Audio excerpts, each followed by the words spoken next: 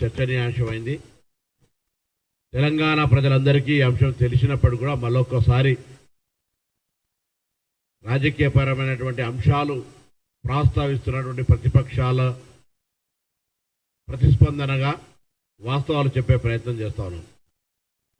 మీ అందరికీ తెలుసు 2009-14 మధ్యలో నేను పార్లమెంటు సభ్యుడిగా ఉన్నప్పుడు తెలంగాణ ఉద్యమ పోరాటం జరిగే సందర్భంలో ఆనాటి గౌరవ ముఖ్యమంత్రి కిరణ్ కుమార్ రెడ్డి గారు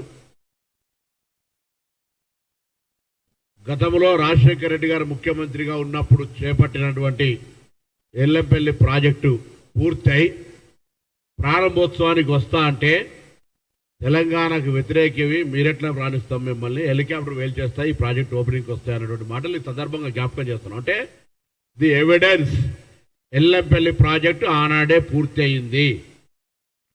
మిగతా ఆనాడు ప్రాణహిత చేవేళ్ల డాక్టర్ బాబాసాహెబ్ అంబేద్కర్ ప్రాణహిత చేవేళ్ల పేరు మీద రూపకల్పన చేసిన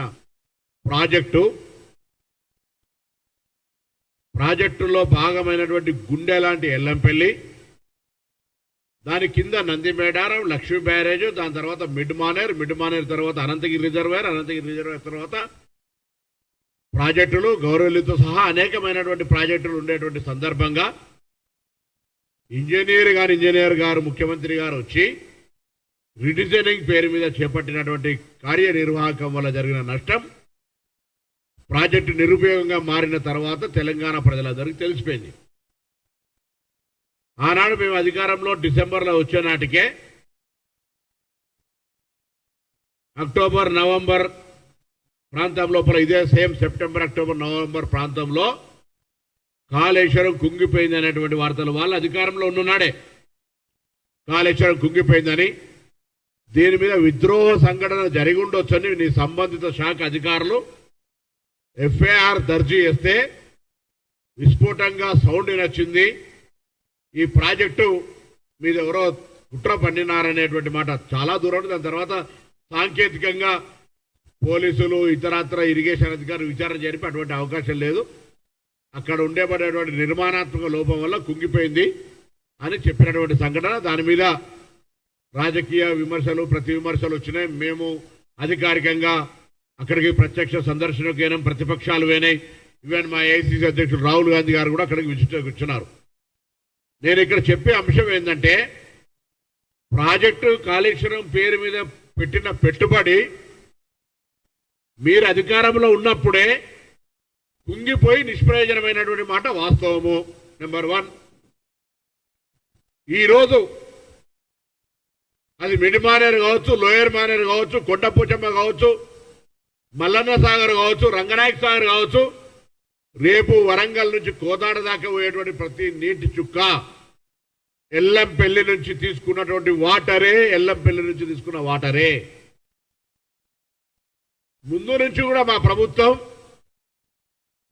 ప్రతి వర్షపు చుక్కను కూడా రైతాంగానికి వినియోగించే విధంగా చర్యలు ముందస్తుగా ఆలోచన చేసినాం. కాబట్టి నీళ్ళు ఎట్లెట్లా వస్తూ ఉంటుంటే భగవంతుడు కూడా మాకు పట్ల కరుణించండి. ఎందుకంటే ఒకేసారి 3-4 రోజులు వర్షం వచ్చి విపరీతమైన వర్షం నీళ్లు సముద్రంలో కలిసిపోతే మేము ఇవన్నీ నింపేవాళ్ళం కాదు, వాస్తవంగా మళ్ళీ ఇబ్బంది ఉంటుండే.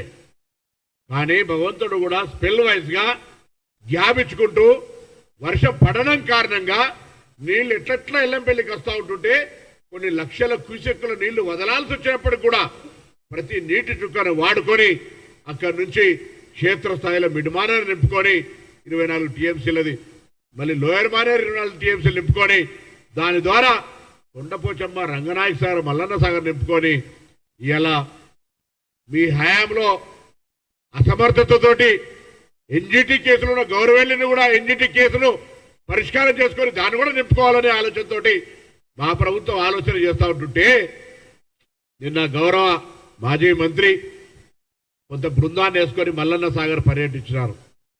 తప్పేంలే, మల్లన్న సాగర్ 2 కుండలాగా నీళ్లు నింపబడ్డది. సందర్శిస్తే కాళేశ్వరం నీళ్లు వాడకపోయినా మేము చెప్పిన అబద్ధాలైనా మేము కట్టిన ప్రాజెక్టు కాళేశ్వరం కుంగి అయినా కూడా ఈ రాష్ట్ర ప్రభుత్వం సరైన విధంగా వాటర్ మేనేజ్మెంట్ చేసి ఈ ప్రాజెక్టులను నింపగలిగిందని అప్రిషియేషన్ ప్రశంసిస్తారని అనుకున్నాం. కానీ ఆయన అడిగిన ప్రశ్న ఆయననే జవాబు చెప్పాలి. మళ్ళీ అడుగుతాను ఈ వేదిక ద్వారా, హరీష్ రావు గారు మీరు ఇరిగేషన్ మంత్రిగా కూడా చేసినారు.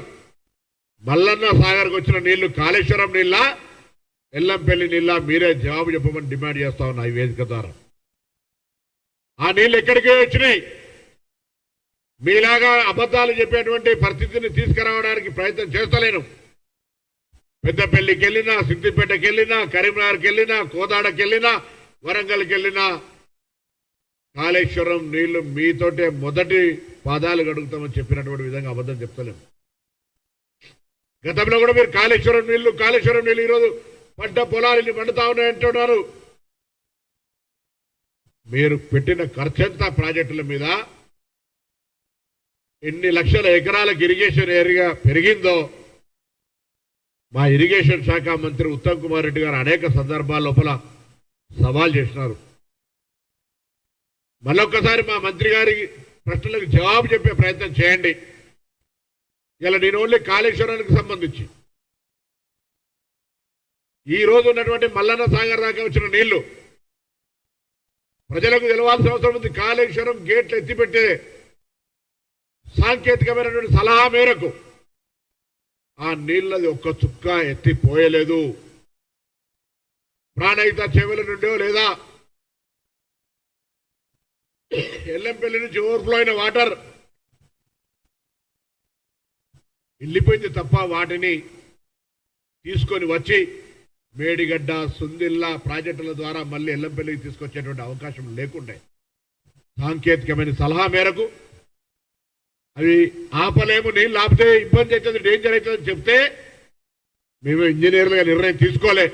ఆన్ రికార్డ్ పేపర్ మీద టెక్నికల్ అడ్వైజ్ ఉంది. దాని ప్రకారంగా ఆ నీళ్లు వృధా పోతున్నా బాధ కలిగింది. ఇంత పెద్ద ప్రాజెక్టు కట్టుకున్నారు, నీళ్లు వృధా పోతా ఉన్నాయి, ప్రయోజనం లేని ప్రాజెక్టు కట్టినారే అనేటువంటి మాట బాధపడ్డం తప్ప మిమ్మల్ని నిన్న నిందించలే. కానీ మీరు నిన్న మల్లన్న సాగర్ పోయి అడుగుతా ఉన్నారు ఈ నీళ్లు కాళేశ్వరమియా ఎల్లంపల్లి అని. నేను కూడా అదే ప్రశ్న మళ్ళీ అడుగుతా ఉన్నా ఈరోజు ప్రభుత్వం పక్షాన. మీరు ఇరిగేషన్ మంత్రి, నేను ఇరిగేషన్ మంత్రి కాదు, మీరు ఇంజనీర్ కాదు, నేను ఇంజనీర్ కాదు. సాంకేతికంగా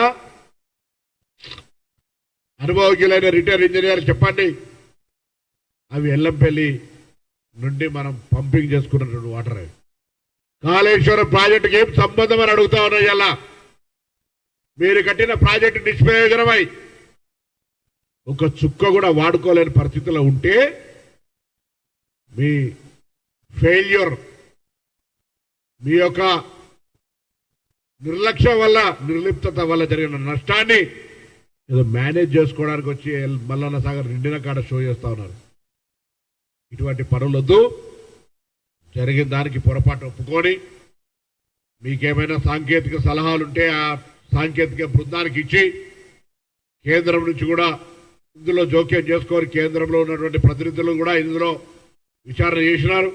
కాబట్టి ఈ అంశాన్ని రాజకీయం కంటే ఎక్కువ కూడా రైతాంగానికి నీళ్లు ఇవ్వాలనేటువంటి ఒక ఆలోచన మా ప్రభుత్వానికి చిత్తశుద్ధితో ఉంది. కాబట్టి మేము ఒక చుక్క కూడా వేస్ట్ కాకుండా ఎల్లంపల్లి నుంచి మిగతా దాని కింద ఉన్నటువంటి అన్ని ప్రాజెక్టులను నింపుకోగలిగినాం. తద్వారా చెరువులను నింపుకునే ప్రయత్నం చేస్తా ఉన్నాం. ఆ భగవంతుడి కరుణ వల్ల ఈ రాష్ట్రంలో అనేకమైనటువంటి చెరువులతో సహా అన్ని జలాశయాల్లో సమృద్ధిగా నీళ్లు వచ్చినాయి.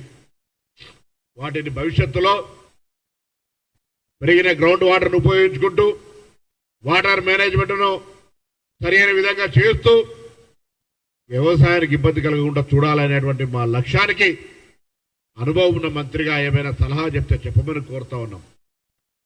మొన్నటి వర్షాలు కొంత ఖమ్మం లాంటి ప్రాంతంలోనే ఇతరత్రా కొద్దిగా ముంపుకు గురై నష్టం జరిగి ఉండొచ్చు, దాదాపు 10,000 కోట్లు. కానీ కొన్ని లక్షల కోట్ల వరి ధాన్యానికి, పత్తి పంటకు సంబంధించిన ఉపయోగపడే వర్షాలనే మాట ఈ సందర్భంగా మనం చేస్తా ఉన్నాం.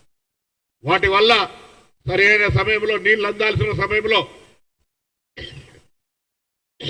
ప్రకృతి కరుణించి ఈరోజు వర్షం రూపంలో నీళ్ళు ఇచ్చినటువంటి పరిస్థితిని మనం గమనించి రాజకీయపరమైనటువంటి ఆరోపణల కంటే వాస్తవ పరిస్థితిని ప్రజలకు చెప్పే మాట ప్రయత్నం చేయమని చెప్పుకోరుతాను. నేను ఎందుకు చెప్పిన ముందు ఎల్లంపల్లి ప్రాజెక్ట్ ఆనాడే పూర్తయి ప్రారంభోత్సవానికి వస్తానా కిరణ్ కుమార్ రెడ్డి గారికి తెలంగాణ వ్యతిరేకిగా ప్రాజెక్టు ప్రారంభానికి వస్తే హెలికాప్టర్ పేలుతూ ఉన్నటువంటి పార్లమెంట్ సభ్యుడిని కాబట్టి చెప్తాను. ఆనాడు ఆ మాట అన్నాం కాబట్టి ఆ ప్రాజెక్ట్ అప్పటికే పూర్తయిందని నీకు సాక్ష్యంతో సహా చెప్తా ఉన్నటువంటి మాట జ్ఞాపకం చేస్తా ఉన్నా. మీరు మొత్తం ప్రాణహిత చేవెళ్ల ప్రాజెక్టుకు సంబంధించి గుండె లాంటి ఎల్లంపల్లి కింద క్షేత్రస్థాయిలో ఉన్నటువంటి మిడ్మానేర్ దాని కింద ఉన్నటువంటి ఎల్లంపల్లి ప్రాజెక్టు తర్వాత మీరు మల్లన్న సాగర్ సంబంధించి ఇతరత్ర ప్రాజెక్టు రిడిజైన్ పేరు మార్చొచ్చు, లైన్ రిడిజైన్ చేయొచ్చు. ప్రాణహిత చేవెళ్ల దగ్గర రావాల్సిన నీళ్లను మేము డెఫినెట్లీ ఆ ప్రాజెక్టుకు సంబంధించినటువంటి ప్రాణహిత చేవెళ్ల బేసిక్ పార్ట్లో మీరు ఒక తల కాళేశ్వరం అని మార్చి రిడిజైన్ పేరు మీద 3 ఎత్తిపోతల కార్యక్రమం పెట్టి ఏ తమ్మిడి హట్టి దగ్గర కడితే గ్రావిటీ ద్వారా నీళ్ళు వచ్చే అవకాశం ఉండేనో ఆ అవకాశాన్ని కూడా పక్కకు జరిపి ఇవాళ మీరు అటు ప్రాణహిత నుంచి ఇటు శ్రీరామ్ సాగర్ నుంచి అటు గోదావరి నుంచి వచ్చే నీళ్ళన్నింటినీ గ్రావిటీ ద్వారా ఎల్లంపల్లి ద్వారా మిడ్మానేర్ లోయర్ మానేర్ కొండపోచమ్మ రంగనాయ సాగర్ మల్లన్న సాగర్ కోదాడ దాకా తీసుకుపోయేటువంటి ఒక అవకాశాన్ని మీరు చేజార్చుకున్నారు. మీరు తప్పకుండా అవన్నీ పూర్తి చేసుకొని తమ్మిడిహట్టితో పాటుగా ఈ తెలంగాణ ప్రాంతానికి ఇరిగేషన్గా ఏదైతే ప్రాధాన్యత ఇవ్వాలో పనులు దాదాపు పూర్తయి కొద్ది శాతంలో పెండింగ్ ఉన్నాయో వాటన్నిటికీ మొదటి ఫేజ్గా కార్యక్రమం తీసుకోవడం. అందులో గౌరవెల్లి లాంటి ప్రాజెక్టు కూడా మొన్ననే 430 కోట్లు కేటాయించడం జరిగింది. నిన్న కూడా ఎస్ఎల్బిసి టన్నెల్ చూడడానికి గౌరవ మంత్రుల బృందం వెళ్ళారు. అదేవిధంగా మహబూబ్ నగర్ సంబంధించినటువంటి కార్యక్రమం కావచ్చు, నిజామాబాద్ సంబంధించినటువంటి కావచ్చు, ఆదిలాబాద్ సంబంధించినటువంటి ప్రాణహిత చేవెళ్ల ద్వారా జరగాల్సిన లాభం కావచ్చు, అన్ని రకాల ఒక సమగ్రమైనటువంటి వ్యవసాయానికి సంబంధించినటువంటి సాగునీటి విషయంలో ఈ ప్రభుత్వానికి చిత్తశుద్ధి ఉంది అనే మాట చెప్పడం ద్వారా రాజకీయ విమర్శ చేసేటప్పుడు మీరు సంబంధిత శాఖ మంత్రిగా మీకున్న అనుభవం రీత్యా మళ్ళొక్కసారి ప్రశ్నిస్తా ఉన్నా, మీరు ఇలా చూసిన మల్లన్న సాగర్ వాటరు ఎల్లంపల్లివా కాళేశ్వరం నుంచి ఎత్తిపోసినాయా జవాబు చెప్పాలని ఈ సందర్భంగా డిమాండ్ చేస్తాను.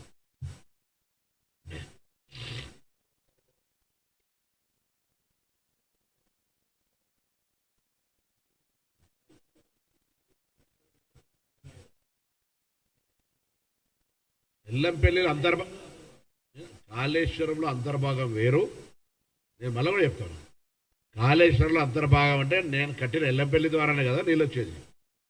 నేనేం వేరే జాదు మంత్రి కాదు కదా, డైరెక్ట్ వారణదేవుడికి ఒక రిక్వెస్ట్ చేసి మల్లన్న సాగర్ నిండినట్టు మాత్రమే వర్షం పడమని చెప్పడానికి నేచురల్. నేనేమంటున్నా, నేను కూడా ఇప్పుడేమల్లే ఇది కాళేశ్వరంలో అంతర్భాగం కాదనేటువంటి మూర్ఖుని కాదు, కానీ ఇవి కాళేశ్వరం నీళ్లు కాదు అనేంత ధైర్యం కూడా నా దగ్గర ఉంది.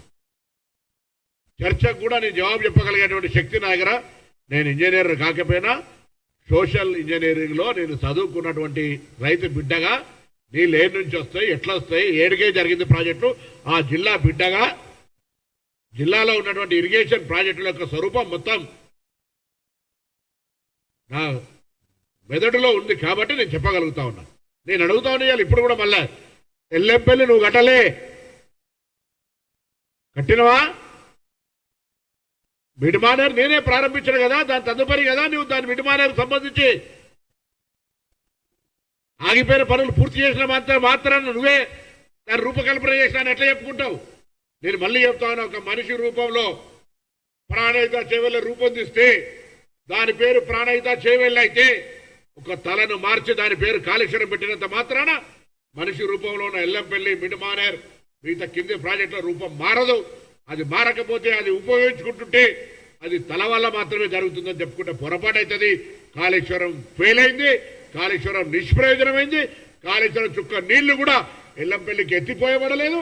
ఎల్లంపల్లి నుంచి ఉన్న నీళ్లు గోదావరి నుంచి వచ్చిన నీళ్లను ఆపుకొని సరి అయిన ప్రాపర్ మేనేజ్మెంట్ ద్వారా ఇవాళ మేము ఇక్కడ మిడ్మానేర్ లోయర్ మానేర్ మల్లన్న సాగర్ దగ్గర నీళ్లు తీసుకొచ్చిన ప్రశంసించే ప్రయత్నం చేయమని చెప్పి సందర్భంగా కోరుతున్నాను.